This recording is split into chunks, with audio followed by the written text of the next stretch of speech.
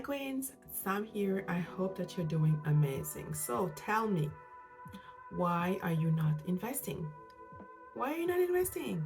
Why? What are you waiting for? Why are you not investing? Again, we are not going to be saving our way to wealth building. We're going to be investing our way to wealth building. Doesn't matter how much you are making, how much you are saving. If you're not investing, your money is not working for you. It is not working for you. And how do you want to reach financial freedom if your money is not working for you? There is no way that you're going to be able to produce with your labor that amount of money that you need to reach financial freedom. So you need to invest. So I'm curious to know really, why are you not investing? If you are one that is watching this video and you are not investing, what is preventing you from investing? I'm going to offer some reasons that people say, why they're actually not investing. And as you can guess, to me, it's more excuses than reasons. Because again, it's just a matter of looking into it and see what can we do to go over that hurdle or that challenge to be able to actually invest. The first reason that I hear the most probably is, I don't have enough money. I don't have enough money to invest.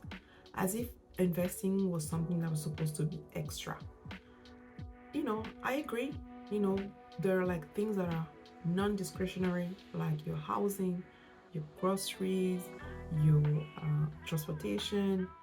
But investing is not extra. It's not supposed to be extra.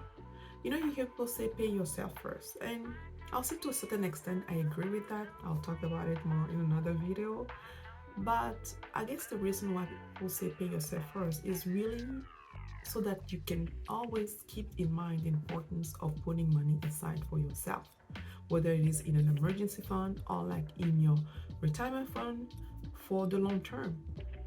Because most people don't think about it, so that's why they say pay yourself first. Put some money aside. As soon as you get some money, put it aside, save it, and invest it. But for me, the most important is to invest it. If you just save it, put it in a savings account, it's not going to do anything for you. And even if now we're getting better rate for in our savings account because of the rates that have increased in the past years, inflation is also high. So when you look at the real interest that you're getting for that saving that has been sitting there, it's not much.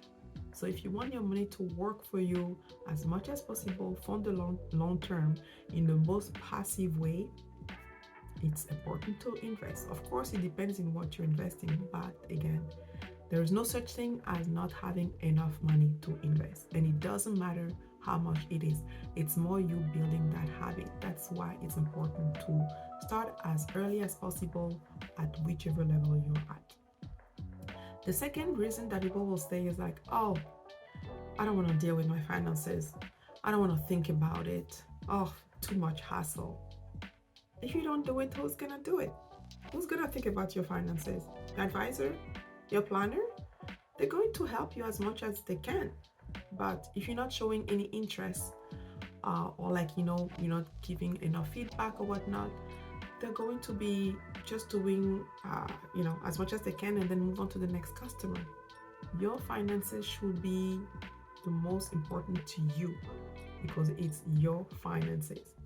So it's important, even if you see it as that big giant mountain that you need to attack, start one step. What's the first level? Is it your debt? Tackle your debt. And then is it for you to put an emergency fund in place? Tackle the emergency fund. Do it step by step, and then you become more comfortable, and then you can have some interest in your finances.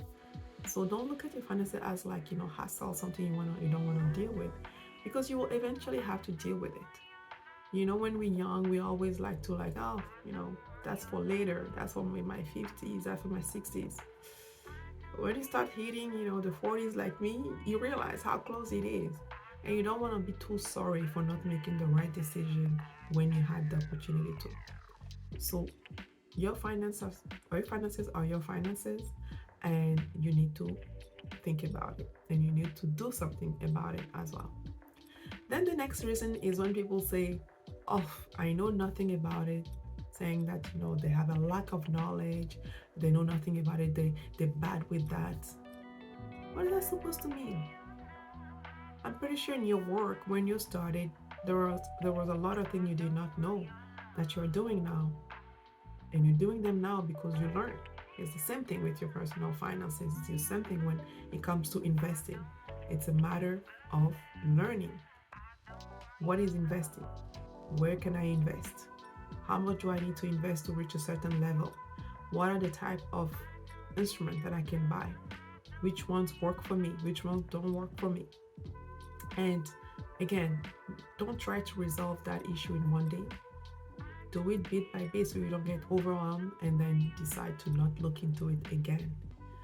But lack of knowledge, to me, it's really an excuse, because we all have those smartphones, at the tip of our fingers now, and we search for each and everything we don't know. But when it comes to our finances, we prefer to say, lack of knowledge. I don't know how to invest. I don't know where to invest. So I'm not going to do it. I might as well not do it.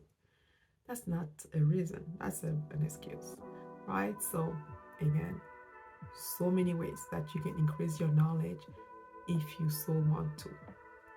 By watching this channel is an example, and so many other channels, and by searching and by reading, really get into it and increase your knowledge, because that's important. There's no way you're gonna reach wealth if you don't have at least a bit of knowledge of personal finances, financial literacy, and the whole investing. It's very important.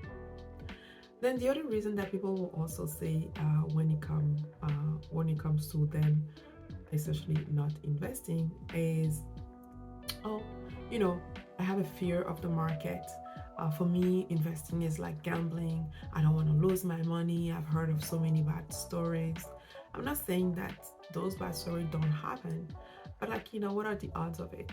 When you look at, the financial market history for the past 100 years or even more than that, you just see that, the trend has been going up and up. Yes, there has been boom and bust, but that's part of the game. That's part of the game.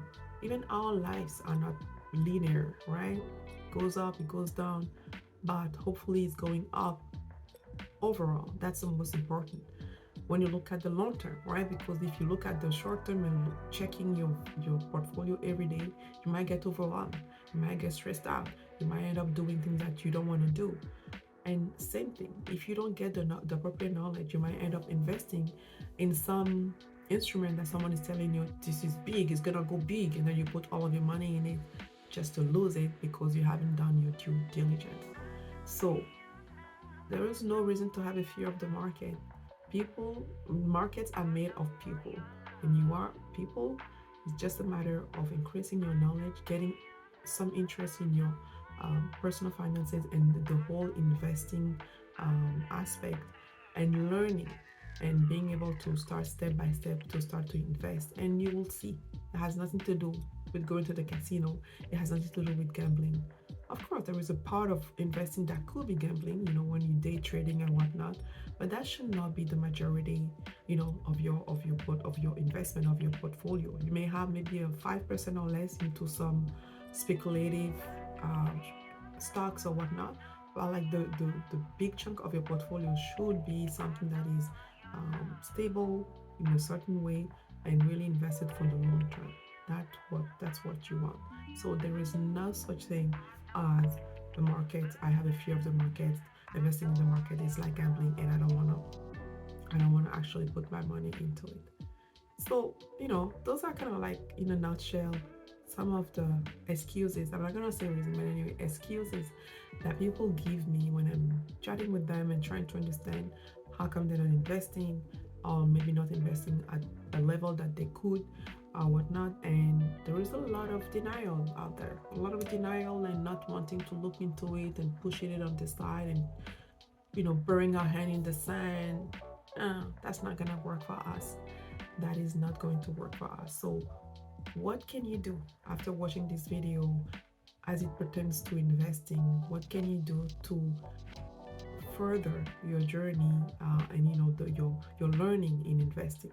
Let me know in the comment below you're actually going to be doing, and I would like for you also to come back and report on it. How did that go for you? If you like this video, as usual, make sure to hit the like button, because this is information that I do believe that other black women on the platform here could use. So make sure that YouTube um, actually present this video to them, and you liking this video will make that happen. At the same time, make sure to also subscribe to the channel and hit the notification bell. And I want to end by saying, if you do need any help when it comes to your journey in investing, I am here. I am here. I always put my link to my calendar or my Calendly in the description of each of my video. You can book time to talk with me, and I'll be more than happy to help you. Again, I'm not a financial advisor. I'm not a financial planner. My goal is really helping you to educate you and helping you to get information you need to be able to make the decisions that are relevant for you and that are going to be helping you build wealth. So with that being saying, thank you again for watching, and until next time, keep on building wealth.